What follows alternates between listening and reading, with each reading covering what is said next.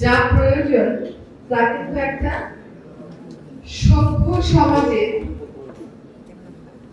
মানদণ্ডের নির্ণয়। আপনি যদি বলেন যে শিশু বা আমাদের ডলফিন থাকবে পরিষ্কার পানিতে, তাহলে যে কোনো সভ্য জাতি থাকবে পরিষ্কার পানির পাশে। যে জাতি নিজেকে সভ্য দাবি করবে, সে একটা নদীগুলোকে দূষিত করবে, দুটো তো একসাথে হতে পারে না, তো সাংঘর্ষিক হয়ে যাচ্ছে।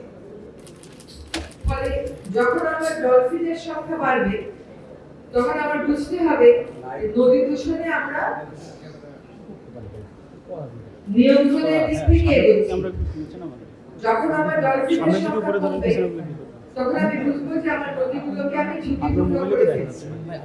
নদীগুলো মানুষের জন্য যখন ঝুঁকিপূর্ণ, তখন ডলফিনের জন্য নদীগুলো যখন ডলফিনের জন্য ঝুঁকিপূর্ণ, তখন তা মানুষের জন্য ঝুঁকিপূর্ণ। গতকাল একটা অনুষ্ঠানে শীতলক্ষায় গিয়েছিলাম, এবং শীতলক্ষায় কিন্তু বেশ ভালোই ডলফিন দেখা যায়। সেখানে শুনলাম যে ঢাকা শহরের মানুষের জন্য মেঘনার যে পয়েন্ট থেকে পানি আসবে, সেই পয়েন্টে নরসিংদীর হাড়িধোয়া নদীর পানি গিয়ে মিশেছে। হাড়িধোয়া নদীর পানি এতই দূষিত যে মেঘনার সেই পয়েন্টের পানি দূষিত হয়ে যাচ্ছে।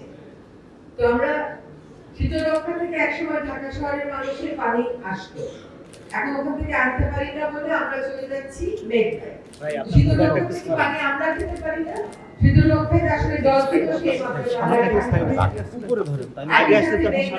আমরা যাচ্ছি।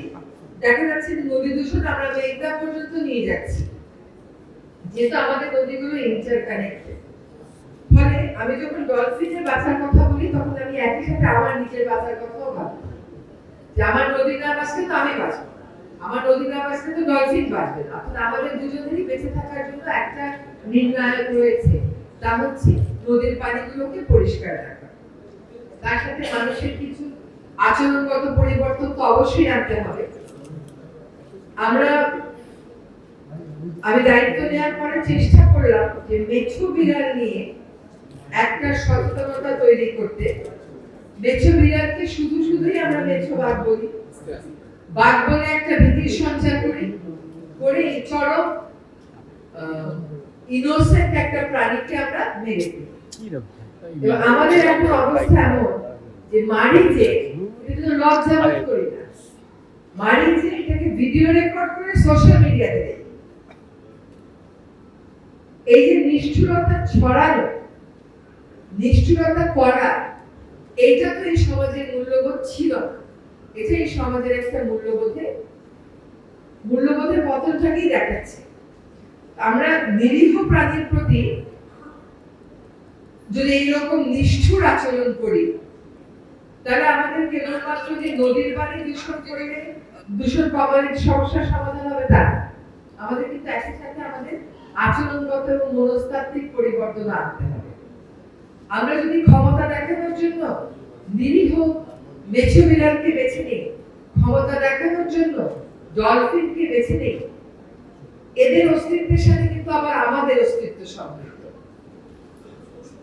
আমার মনে হয় যে সার্ভেগুলো যে হয়, এই সার্ভেগুলোতে যদি একটা আর্থসামাজিক আসপেক্ট আনা হয়, যে একটা ডলফিন কিভাবে প্রতিবেশ ব্যবস্থাকে সাপোর্ট করে এবং সেটা মানুষের এবং সমাজের কতটুকু উপকার করে, সেটা ভালো হবে। যেমন আমরা মেছো বিড়ালে জানতে পেরেছি যে একটা মেছো বিড়াল কিভাবে ফসলের জন্য ক্ষতিকর অন্যান্য প্রাণীকে খেয়ে সে কি পরিমাণ ফসল শুধুমাত্র রক্ষা করে এক বছরে। আমরা বন্যপ্রাণী আইন বলে, বিধিমালা বলে, বন বিভাগ বলে, সব যদি সক্রিয় হয় কিন্তু আমার মনস্তাত্ত্বিক পরিবর্তন না আসে, তাহলে এই প্রাণীগুলোকে বাঁচানো আমাদের জন্য কষ্ট হয়ে যাবে। আশার কথা কি জানেন, আমি